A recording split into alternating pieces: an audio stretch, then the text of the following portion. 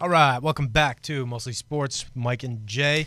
Dude, we were so geeked about soccer. We literally talked about soccer during the entire break, by the way. That was awesome. Pretty funny. Like, yeah. We are totally all in soccer. We're getting complimented here. We like it.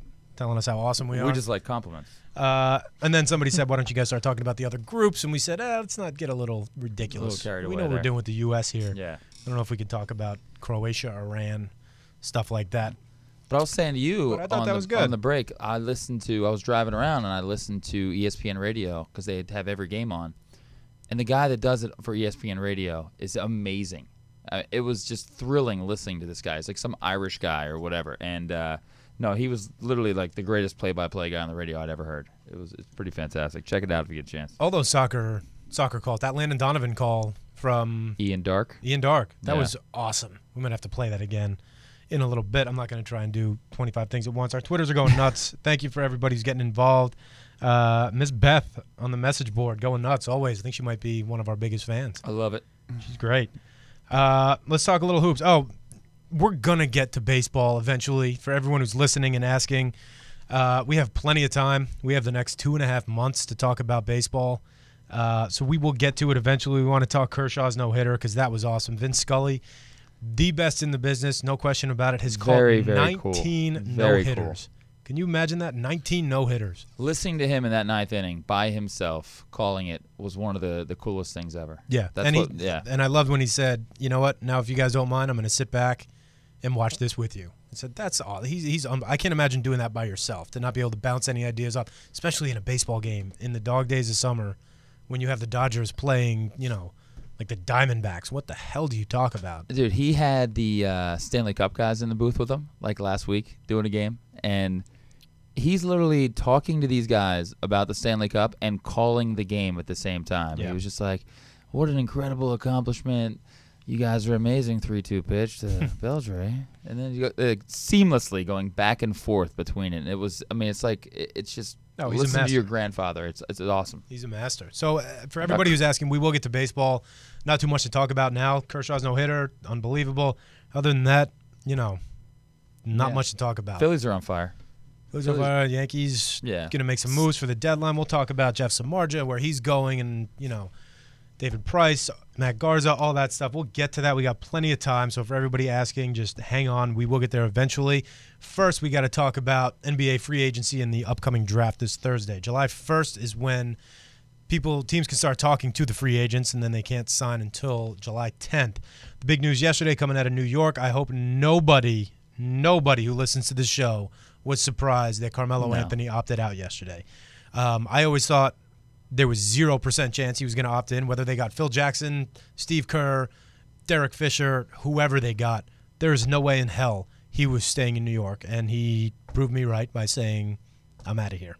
It wasn't a surprise in any way whatsoever, and it's kind of eclipsed all the Kevin Love talk that's been going on. Yeah. And, sitting here today, if, you had to ask me where I think he's going to go, if he goes to Chicago and you have a starting lineup of Derrick Rose, Jimmy Butler, Carmelo, Taj Gibson, and Joakim Noah, that's arguably the best starting lineup in the NBA. I think without question that's the best starting lineup. That is an incredible team. And if I'm Miami and I'm LeBron and I'm sitting down there, I'm a little bit worried because now, like we talked about before, we talked about culture. Melo goes to a team that already has an established identity, an established culture, and a coach, a no-nonsense coach, where he has to buy into what's going on there. And well, that's a huge. I totally agree with you, but that's a huge question. Is Carmelo, who's been the top dog by far, there hasn't been a 1A, a 1B, or even a 2 or a 3 in his last 7-8 years in New York. Is he going to buy into that system? He is, because and say this is D Rose's team, kind of. It is, but the beautiful thing about that lineup and that team is every one of those guys has an identity and has a role. Rose is a point guard, and Rose will pass. Well, that's what I'm going to say. Is Carmelo going to fit into that role, or say, no, I need my 30 a game? Well, but they're going to need him to score, though. That's the thing about it. It's not like his role is going to change too much, and he's going to have to tweak his game. They're also going to need him to play some defense, which he does not do. That's the thing. He's going to have to buy in defensively, but I don't think that'll be a problem. I think once you get around those guys and their system, he has to do that. Offense, they need somebody that can score the ball. That was their problem, like crunch time. And that's what he does, and he does it better than maybe anybody in the league. He's a great half-court basketball scorer. And I think he's the best in the league. If you need a shot at the end, he's going to get that shot. If he joins that team and they come out maybe like 14-1, somewhere in that ballpark to win the NBA title, that's a bet I might take. Now another team that is heavily involved or going to be heavily involved in recruiting him, same kind of scenario Chicago is Houston. Yeah, I heard that. I mean, that makes zero sense to me. And I heard Houston's actually going after LeBron. They're going to go after LeBron big too. If you're Melo would fit in horribly in Houston. A, no culture. B, you're surrounded by another guy who doesn't give a shit in Dwight Howard. James Harden doesn't play any defense at all. A lesser version of Carmelo, in my opinion. That would just be a complete and utter train wreck. And that's the fun thing about. So like you hear the lip service though about, hey, I'm all about winning. Winning is the most important thing to me. Well, we'll see how important winning is when you make your decision on where you're going to go. If you go to a place like Houston, you don't care about winning. If you care about winning, you go to Chicago. Well, he opted out. He was due $23.3 million next year.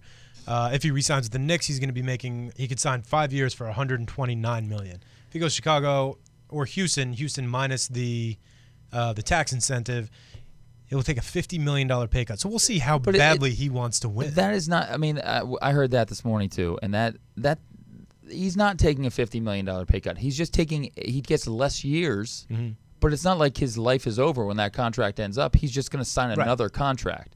Is he not going to make? He won't make as much guaranteed money if he were to get injured. But he's not going to lose that. I mean, he'll lose money, but he's not. It's not like, hey, I'm giving up $50 million to go to this place. So, I mean, he'll make that money back. The third team that they're talking about is him going to potentially Miami. Now, there's questions with Dwayne Wade's knees and if these guys will take less money to stay together. Carmelo, and again, I've been a Knicks fan my entire life, and every season since 2000, I turn in my papers and say I'm done with this team. Yet somehow they suck me back in all the time. Carmelo leaving is no surprise. It's a good thing. If I'm a Knicks fan, I'm actually excited. I think it's fantastic. I did that with the fantastic. Eagles. What I said I jumped off the Eagles bandwagon. I said I will not root for this team until Donovan is gone. The minute Donovan left, I was right back on board. I would feel the same way about the Knicks. Now the Knicks aren't in that gray area. Now they can rebuild. Now they say, all right, if Carmelo goes elsewhere, and he could still come back to New York. He just wants to test the waters a little bit. With him gone, we're going to be awful next year. But then the year after that, we could start the rebuilding process. They don't have any draft picks this year. They are a disaster. They have so much money tied up with Tyson Chandler, Amari Stoudemire. Andrea Bargnani just opted in on his $12 million a year, which is like stealing money. Which is absurd. Yeah. Raymond Felton is not going to prison for his little gun charge. We saw that today, so he's back. But the best place to be in sports is either on top or on the bottom. Of course. You don't want to be in the middle. So, again, like and if Melo leaves, in that gray area. and you're terrible, all of a sudden Phil's got a blank slate. He can do what he does and bring his people in. I don't understand what Phil, and maybe we'll never understand. When he took this job, I don't know if his ego is so big or he just wants to get away from his family in L.A. and fly to New York, a couple times a month. How in his right mind could he have said, no, Carmelo's going to stay here? Because he has to say to him, not only do we have a chance of getting some free agents this year, that's not going to happen. Yeah. The whole LeBron, Kevin Love sweepstakes, let's forget about that. You're 30 years old. You're in your prime. You need to win right now. So let's say maybe next year, once all that cap money is out the window, then maybe next year we'll have a chance at getting some of these guys. But maybe that's insane. Maybe Phil wanted him to leave. Maybe Phil was playing this out so Melo would leave. And it's time to Phil rebuild. Realizes that he needs a totally clean slate, which I will get Melo behind 100%. is not a Phil type player in any way whatsoever. Right. So, Phil has never not succeeded at anything. So, I mean, you have to give him a chance. Mm-hmm. But, yeah, it's going to be interesting. He's not walking. Everybody always said, I would love to see Phil coach a team, or he's running the team, but we've talked about he's essentially going to coach this team as well. He always had great superstars, so everybody wanted to see what he could do with less. Well, we're going to see it. We're going to see. And we're going to see what kind of team they are. And he has an out because technically he's not the coach. Yeah, but he does and he doesn't. He's in New York, and you know better than anybody the way New York is. I mean, he's going to be under the microscope. He already is from day one, and you got to give him a couple years, though. New York is not a let's rebuild town. The Yankees reload every year. The Mets don't count. Jets and Giants, it's a Giants town. There's no rebuilding. They need to win Because in those now. sports, though, you can spend as much money as you want. In the NBA, you are bound by the salary cap. So it's much more difficult than Brian Cashman just going out and writing a huge check for somebody. So it's going to take some time. But if I'm a Knicks fan, I'm rejoicing today. if the Melo opted out and he's I think hopefully it's fantastic. leaving. Yeah, I think it's great, and it's going to be more entertaining to see where he goes, and then to see what Dwayne Wade does. Kevin Love, we just got word in, fifth setter in Wimbledon on opening day. Fabio Fognini beat Kuznetsov 9-7. You love that guy. That guy's crazy. The Love stuff though is going to be interesting because like that's heating up right now, and Golden State is said to be willing to get rid of Klay Thompson. Klay Thompson and David Lee. Now, here's my question to you, and I have the numbers in front of me. I thought they were a hell of a lot closer, and I was wrong because Kevin Love is not only 6 years younger than David Lee. Yeah. He is leaps and bounds ahead of him in every category. I thought David Lee was kind of like a poor man's Kevin Love. Oh. A few points behind, a few rebounds and all that. Yeah. Kevin Love, 26 points per game. David Lee, 14. Oh, yeah. Now, I know Kevin Love's the man in Minnesota, and Lee is like an afterthought behind Curry and Iguodala and Thompson, all those guys. 12.5 rebounds for Love, 9 for Lee. 4.4 assists for Love, 2.6 for Lee. And again, 6 years older is Lee. That trade is entirely about Klay Thompson for Minnesota. And Golden State, I mean, that's the thing. They weren't completely on board with getting rid of him. There's still like rumblings that Steve Kerr does not want to get rid of him. But the front office, like Bob Myers and Joe Lacob, the owner, they're more on board with getting rid of him. So, like, first major decision for the franchise, the owner wanted synergy. That's why he got rid of Mark Jackson.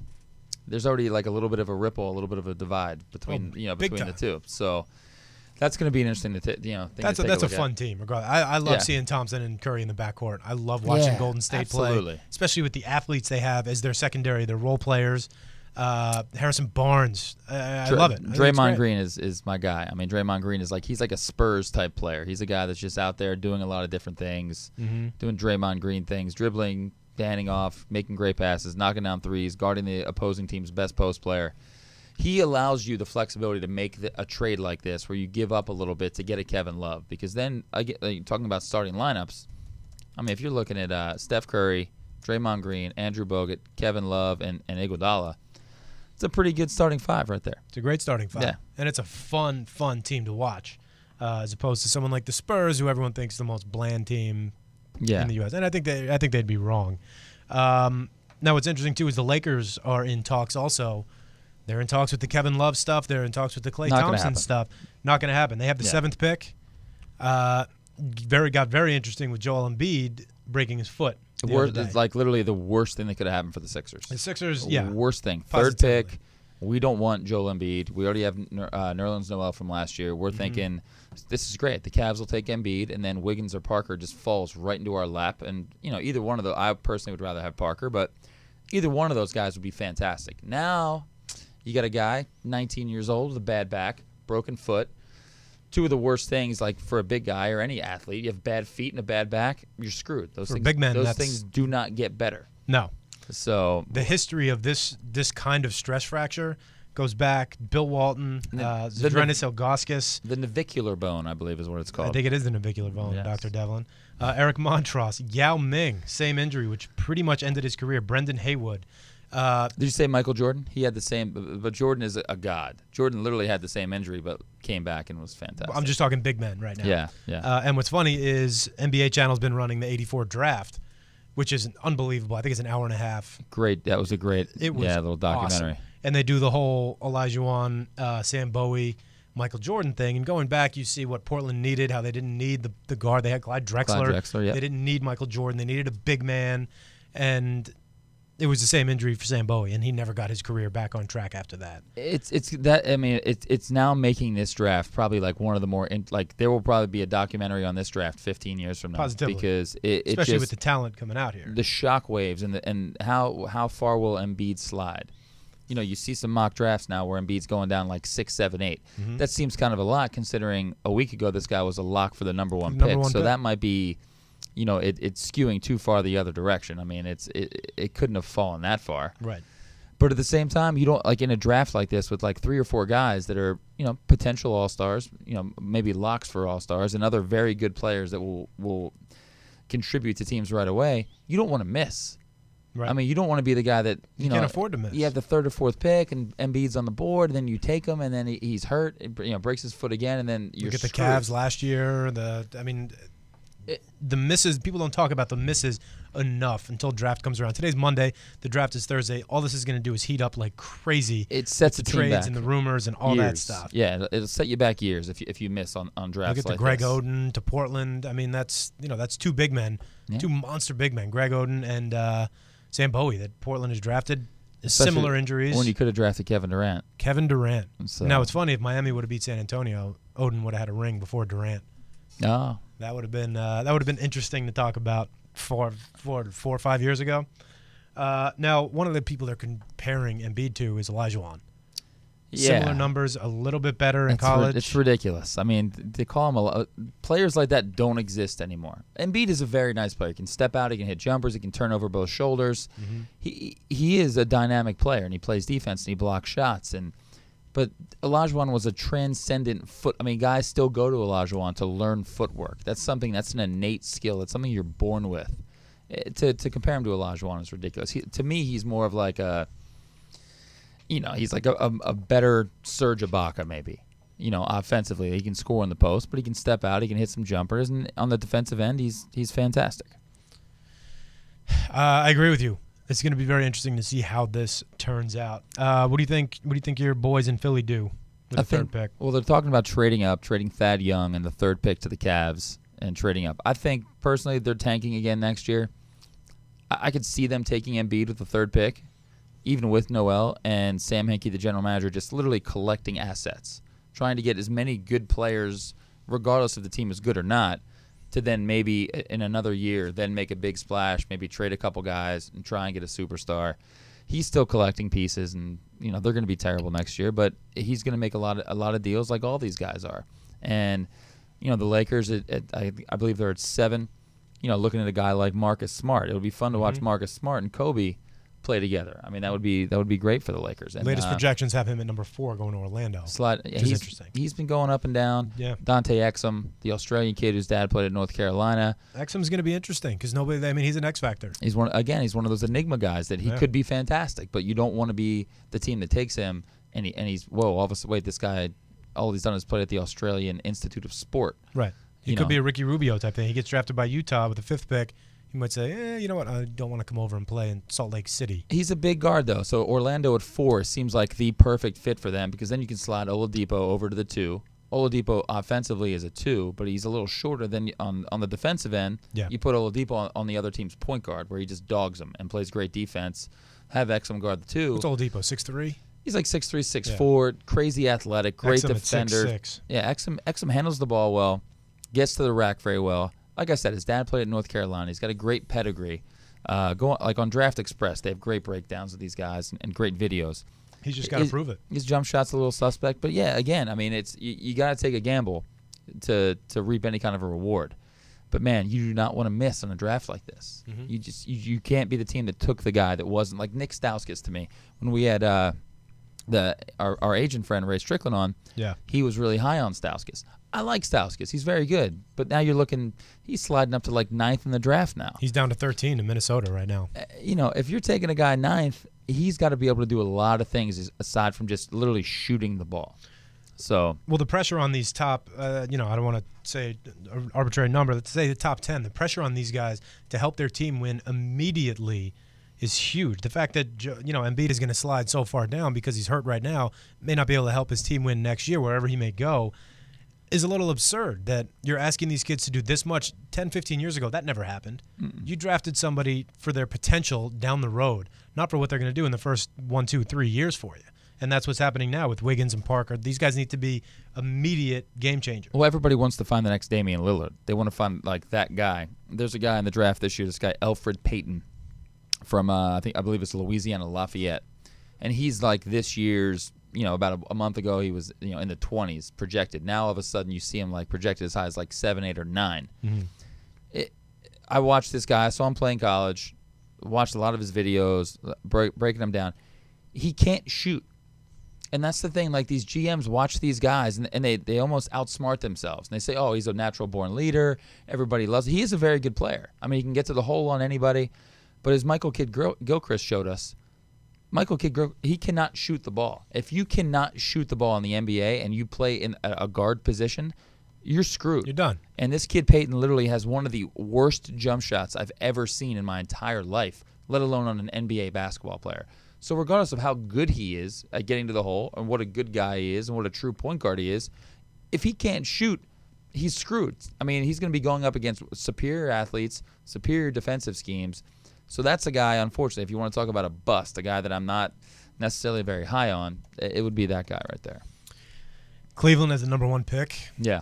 With the plentiful draft that we have, very, very top-heavy, can they miss with the number 1 pick, and what do they do with that pick?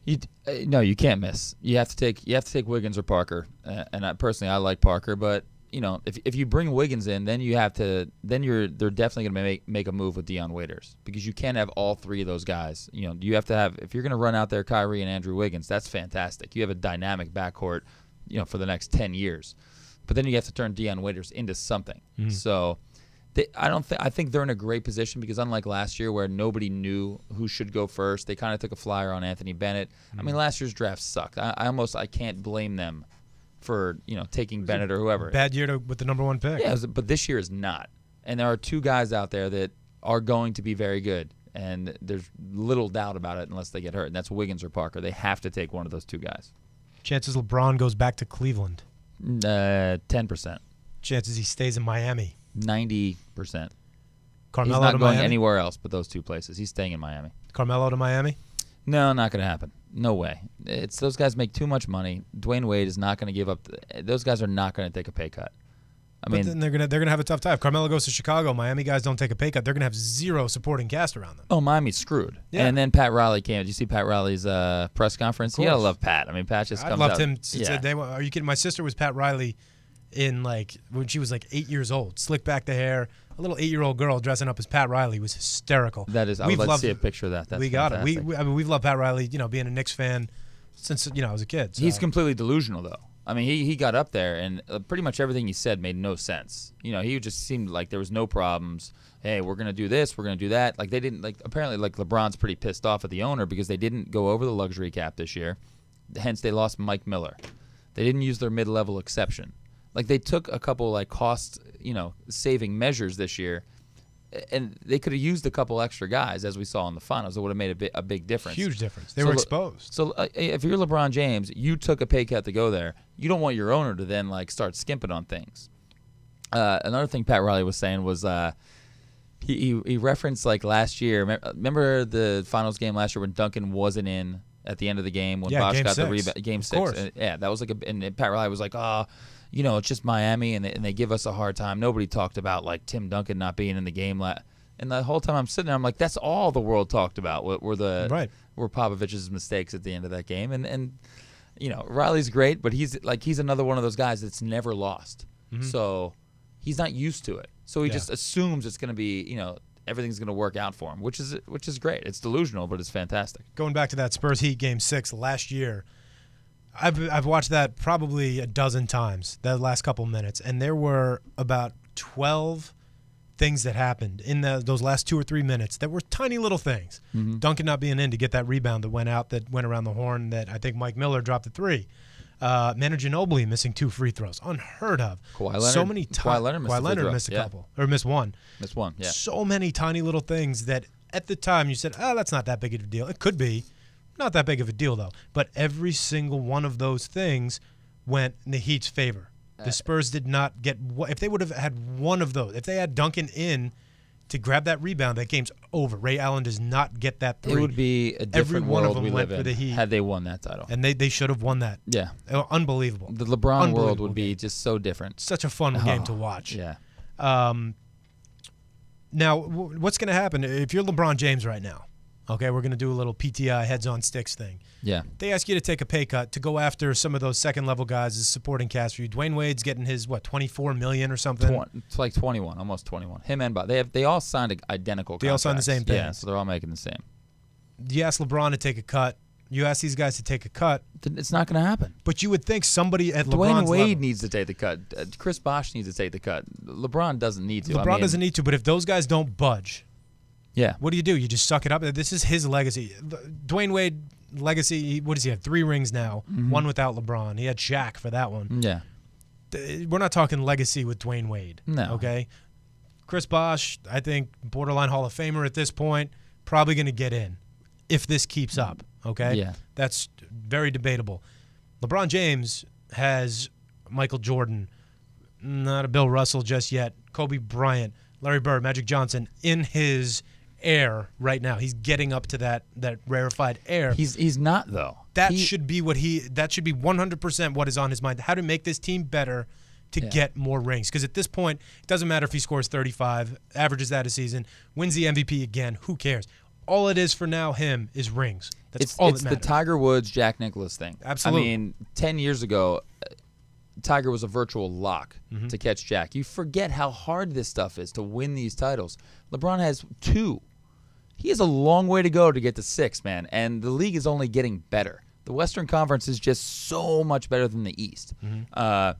I mean, another thing with Melo, like, if you're a big-time free agent, if you're Kevin Love, if I'm Kevin Love and I'm Carmelo, I am absolutely going to a team in the Eastern Conference because it's easier to get to the finals. It's way easier to get there. You got Chicago, you got Miami, and that's all you got to worry about if you don't go to one of those 2 teams. If you go to the Western Conference, you're just making your life way more difficult. But LeBron is 4 titles away from just tying Jordan. Yeah. And until he even gets within 1. 4, that's a lot. 4 is a ton of titles. When you got to get through Durant and Duncan, and Golden State's going to be no joke. And the Clippers. I mean, that's all those teams are getting better. They're all in better situations. LeBron is in the worst situation of all these guys. Yeah. With older running mates, a team with no cap flexibility.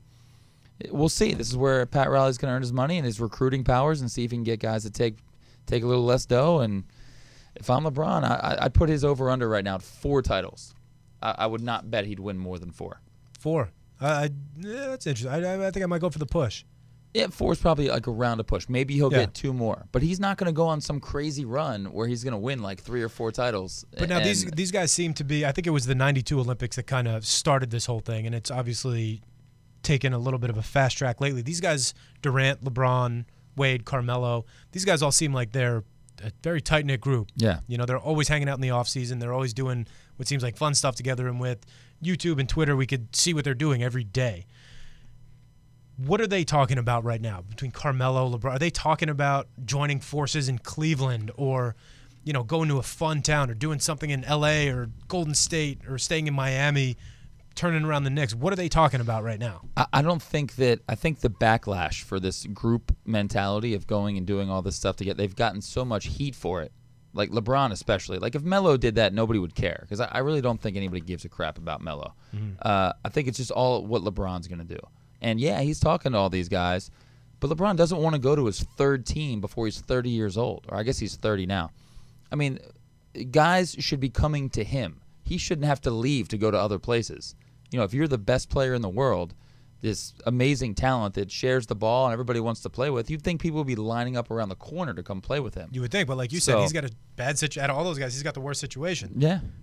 But it's his own doing. I mean, you have to. I mean, that awful press conference where he's like, "We're going to win 5, 6, 7 titles." He didn't look to his left and right and say, "Hey, Dwayne Wade has gotten a lot of punishment on his body. Oh, he's not going to be doing the same things in 3 or 4 years, and now we're seeing it." Yeah, that'd be an awful press conference if you said that. Yeah, on the first day. I mean, if you're Chris Bosh is still an effective NBA basketball player. I mean, of course he is. He does everything well that today's NBA embraces. Like he's extended his range. He's a great stretch 5. He can play defense a little bit. He can rebound. He just gets lost in that offense, and you know he's kind of not being utilized very well either. And that's up to Eric Spoelstra and up to LeBron to figure out a way to get Bosh back to that 18, 19, 20. Like have him replace Wade as the second scorer.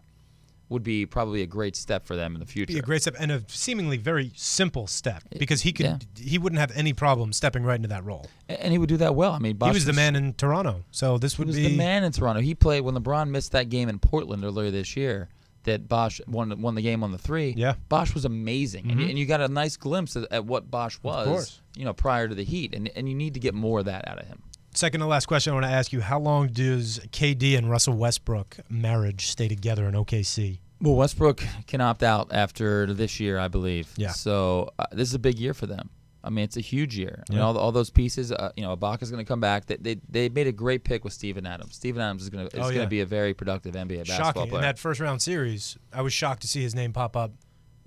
He was all over the place. Yeah, he was fantastic. And when Ibaka went out, he stepped up big time. Yeah, they would have been in way worse trouble if Adams didn't step up against the Clippers. I think it depends maybe where Kevin Love goes, because Love and Westbrook are very close, and it's a great combo right there. If sitting here today, I would say that they're going to stay, because if you're Russell Westbrook, you're getting all the shots you want. It's not like he's suppressing his game to play with Durant. Like Kobe wanted to be out of Shaq's shadow and do what he wanted to be the focal point of the offense.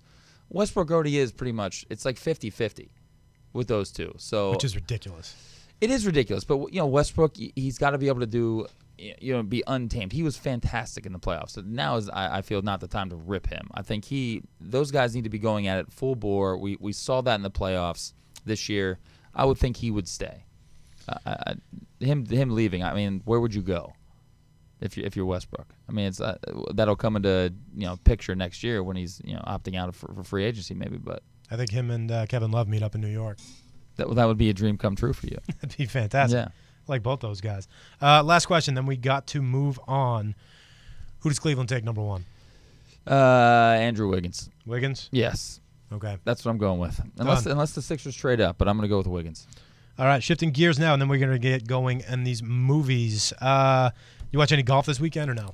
Dude, I was working. Women's nonstop. U.S. Open at Pinehurst. I saw like an 11-year-old chick rolling around hitting golf balls. Well, 11-year-old, what's her name? Lucy Lee. Lucy Lee. 11 years old, qualified for the U.S. Open at Pinehurst, where the men played last weekend.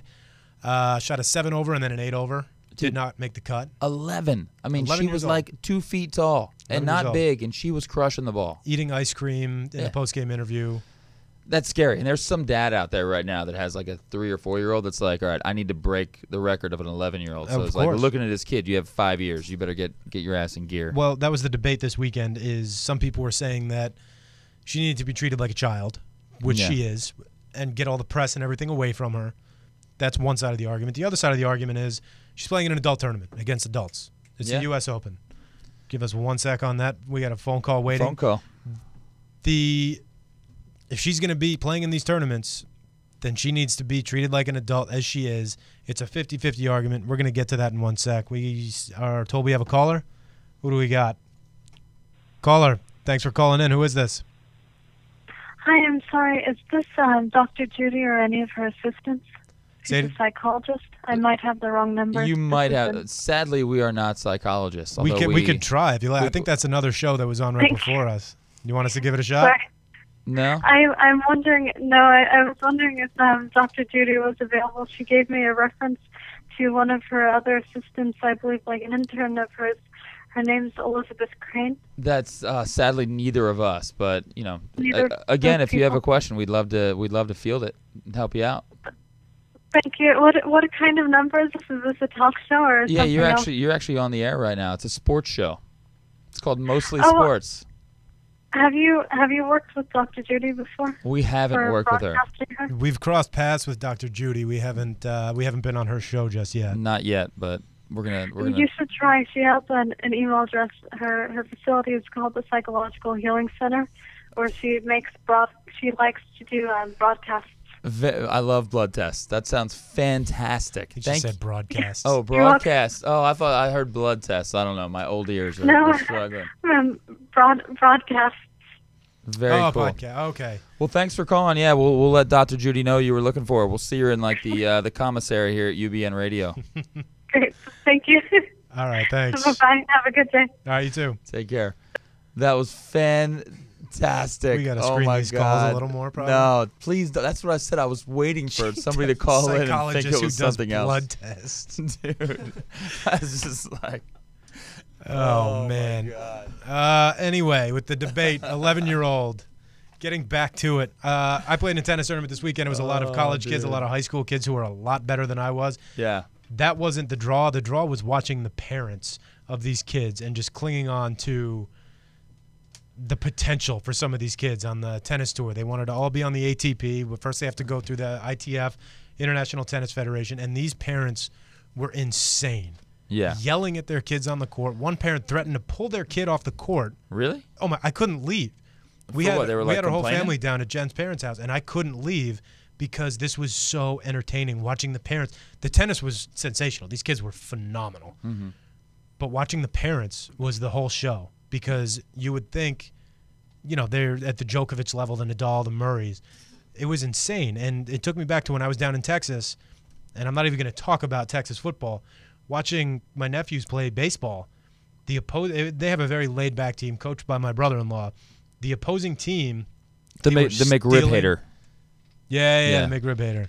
Well, he's got a problem with you. He didn't like Franklin barbecue. Well, now he's got a problem with me and the McRib. All right. But watching these other coaches scream at these kids and have them, run suicide squeezes and stealing and signs, and it was just amazing. Were these kids throwing tantrums? Were they throwing the racket? Were they like arguing line calls? Were they just doing all? There was one kid who was having a bad day. You could tell the kid was a sensational athlete, a phenomenal tennis player, just having one of those days. And, he was throwing his racket, and he was, smacking the ball into the fence and cursing and all this stuff, and the USTA officials know around. But watching the parents react was so much fun, because it might as well have been the U.S. Open for them. So that's the debate with, Lucy Lee. She's 11. Do you treat her like an adult because she's in the situation, or do you say she's a child, get the press away from her? Now, if you're the LPGA, you need this. Yeah. LPGA is going bankrupt. Nobody cares about the LPGA. You don't even know that. You're a golfer. You didn't even know the U.S. Open happened. It was at Pinehurst. Yeah, it was right. It was the week after. That was like a big thing. They thought the men would tear the course up, and the women would inherit this course for a major championship that had already been destroyed the week before. Now, Michelle, on the flip side, it's ironic that Michelle Wie won her first major at Pinehurst.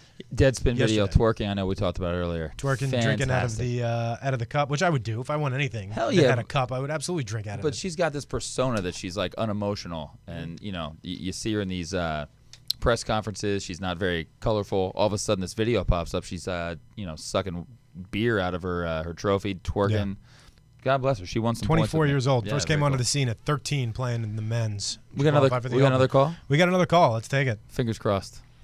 All right, caller. Welcome to the show. What's your name? Morgan Barclay. Oh, welcome to the show, Morgan. This is not. Did you hear the last caller before you called in? Yeah. Apparently, we should all go get blood tests. Apparently, we need some blood tests. That's very true. That sounds look at this. Scary. I got a friend request from Morgan Barclay right here. What's on your mind, What's on your mind, buddy? Two things. Definitely the World Cup. Saw the game yesterday. Pretty amazing. Not the best ending, but whatever. One, I want to get your guys' take on the goalkeeper, and if you guys, I apologize if you covered this already. If the goalkeeper should be punting the ball to the other team. So I just was unclear on that. I don't know soccer that well. It just seemed odd. Like, he had possession of the ball. Could we bring it up, and kill a little more clock that way, as opposed to just kicking it as far as he could? Second part is kind of the question about soccer in general, and then the two-parter. Can you take a charge, Battier style? So, like, to avoid some of these headers, so like the guy that came flying in, could you have a guy that just stands there that kind of tries to guess where the guy is running towards? Is that legal to take a charge? And the second part is that really dangerous with the head flying? I think great question. So the first thing you said, we talked about that earlier in the show. And as far as keeping possession, like, why are they just kicking it down the field to the other team? It seems stupid. They have possession of the ball. They could roll it out and suck in the defense, maybe try and go down after that.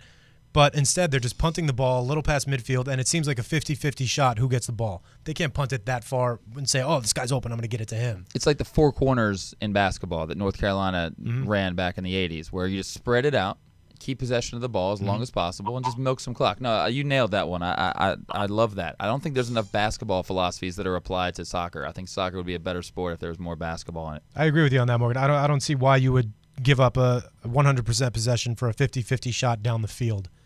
I think you should suck in the defense a little bit and then try and go down. You lose the ball, you lose the ball. At least, that would have been the difference in our game. At least you ran some clock, yeah. The Battier charge thing is fantastic, though. I like that. Well, that would have been the difference in the game. If, what's his name, held on to the ball in that last second, Ronaldo doesn't come down with the header. Now going on to the charge, that seems very difficult on a monstrous soccer field. But these guys are they're just jumping in the air, looking for the ball with their head. They have no control over their body. Have a defender back there just kind of standing there. But I think if you could get yourself in position to take that charge, like what was his name, Jeff Cameron, who gave up both goals essentially. If you could get yourself in a position to take that charge, then you are way ahead of the game and you could get to the ball before the other person can, and that's more important than what I think.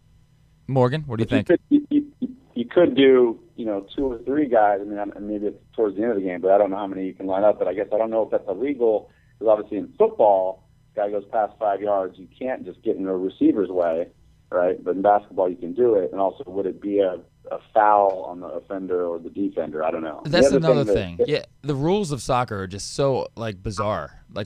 We've watched a ton of games at this point, like a week and a half into the World Cup. I still have no idea what a foul is and what a foul is. When somebody's dribbling and somebody goes to kick the ball out and they slide, sometimes that's a foul, sometimes it's not. They hit the person's leg or foot almost 100% of the time. Sometimes it's a foul, sometimes it's not. Not a foul. We sound like Americans now. It's a yellow card. We are Americans, so we should keep sounding that way. I'm trying to sound like we know something about soccer. No, but that's the thing, we don't. That's why the sport doesn't work well in this country, because we need, Americans need definite rules. I need to know what a foul is and what a foul is not. I need to know when the clock is at 0, the game is over. Well, I agree with that. Morgan brings up a great point with the kicking and taking charges and all that.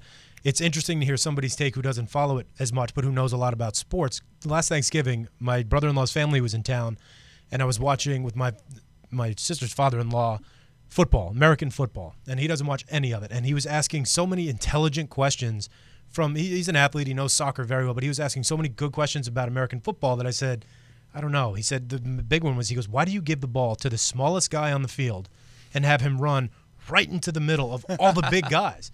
And I said, Jan, you know what? That is a phenomenal question. If you can answer that, then you will have a job as a head coach in the NFL. And it's kind of the same thing when Morgan says, why do you just kick the ball down as, a 50-50 shot? I don't know. Morgan, while we have you on the phone here real quick, this Hope Solo thing, did you see her get arrested for her domestic violence charge? I did not see that. You know who she is married to, correct? You're one of your least favorite Seahawk players of all time. The man who cost you the Super Bowl, other than the referees. Oh, yeah, Jeremy Stevens. Jeremy Stevens. Weird stuff going on up in Seattle for quite some time now. Some weird instances. Ever since he dropped all those balls in the Super Bowl, his life has just spiraled out of control, it feels like. Well, let's be clear. Jeremy Stevens was doing very questionable things at the University of Washington well before he was ever a Seahawk. So most of us who went to UW knew that it wasn't the best draft pick. Similar to Aaron Hernandez, he had a history of these types of things, and it didn't start when he became a Seahawk. Well, without these guys, we'd have nothing to talk about. So, of course, I love when people behave badly. Morgan, get ready, because come August, September, you are going to be our in-house expert on the defending champion Seattle Seahawks. So get ready for that. You're going to be our go-to. Thanks so much for calling up, and give us a call whenever you like. Thanks, bud. Thanks, Morgan. Thank you, guys. Have a good. Good questions. Very good questions. Yeah, and it's interesting to figure out strategy when we don't know much about what soccer players That's think. The fun thing. I think these soccer people need to get some fresh eyes on their game. Just like any sport. If you get so stuck in your ways playing it a certain way for so long, bring in a set of eyes that has no idea what's going on but understands sports. Right. To maybe learn some new strategies or techniques. Why is Michael Bradley just juggling the ball in the middle of the field? We know that. We can't get off this soccer. It's hysterical. We're getting into it. We like sports. Of course I'm going to get into soccer. Now, if the U.S. loses to Germany and Ghana blows out Portugal and the U.S. doesn't move on, soccer is going to be a quick little blurb coming up. Yeah, we'll be upset for about 20 minutes, then we'll move on. Of course. Yeah. 20. I think 20 is pretty 20 generous. was long. I was well. All right, we are going to move on. Coming up after the break, we are going to do a little movie time. We got this guy across from me defending Rocky against Rocky against the Karate Kid. Moving on, winner will face Rocky IV, and then we got Remember the Titans against Major League. We've had a lot of input on these topics, some good, some awful. A lot of people still pissed off that we left out Sandlot and some other quality movies that people have to understand they were on the bubble. But before then, we're going to take a break. Tweet us at MostlyM&J right now. Let us know, Karate Kid or Rocky, and why. Call us, 323-284-7826. If you can't see it up on the screen, if you are just listening, let us know. We will be back in about 3 minutes.